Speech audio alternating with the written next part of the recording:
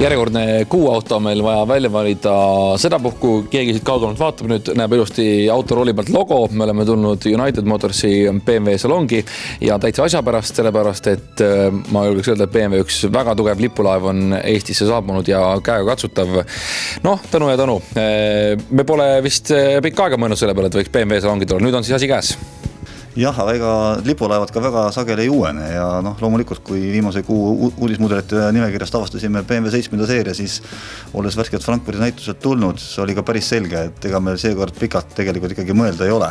Meil oli ainult täpsustav küsimus see, et kas auto ikka füüsiliselt kohal on, sest et on ka selge, et need autosid nüüd niimoodi kümnetega ja sadade kaupas ja tänavale kohe ilmuma ei hakka.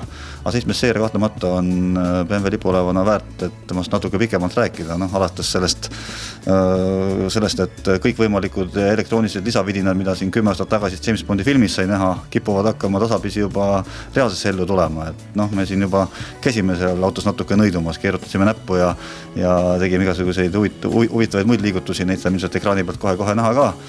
Ja siin veel rääkides võimalustest, et see auto on ise ära pargib, siit võiks pika saate teha. Pult on teismoodi. Puldil on nüüd see, et tal on oleku siis kontrolliks, mida pult võimeline tegema on, et näha, mis on auto seisukord, et nii läbi sõitu palju on meil kütuspaagis, ka isegi lausa servis olekut, et kas õlivahetust, piduriõli on korras, siis tuled, kas on sisse välja lülitatud, olekut näha, mis auto see kaugel ta on, see on võimalik puldi kaudu.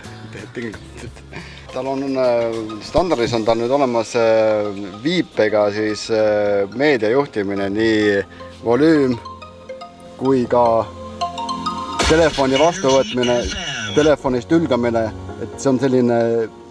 Lihtsalt keerutad näppu, ma saan aru. No pane volüüm põhja.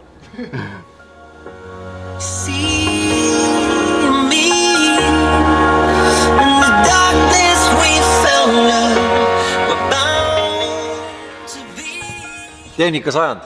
Absoluutselt. Ilma juhita parkiv auto, see võib tunduda ikkagi jätkuvalt mõne jaoks täiesti ulmeline, et kuidas sul täna tundub, kas praegu võiks olla meil Eestis turgu sellistel autodel, mis praktiliselt ise sõidavad, kui meil teekatte märgistusigi polegi korralikke?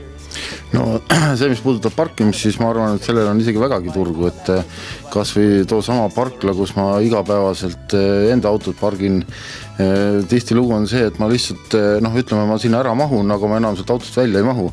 Ehk siis just see ongi nagu selle süsteemi peamine mõte, et sa ajad auto niimoodi täpselt sinna õige koha peale ja ta sõidab sinna ise sisse ja pärast sõidab ise välja, et ei pea seal naaber auto tuksi lõhkuma ja nii edasi.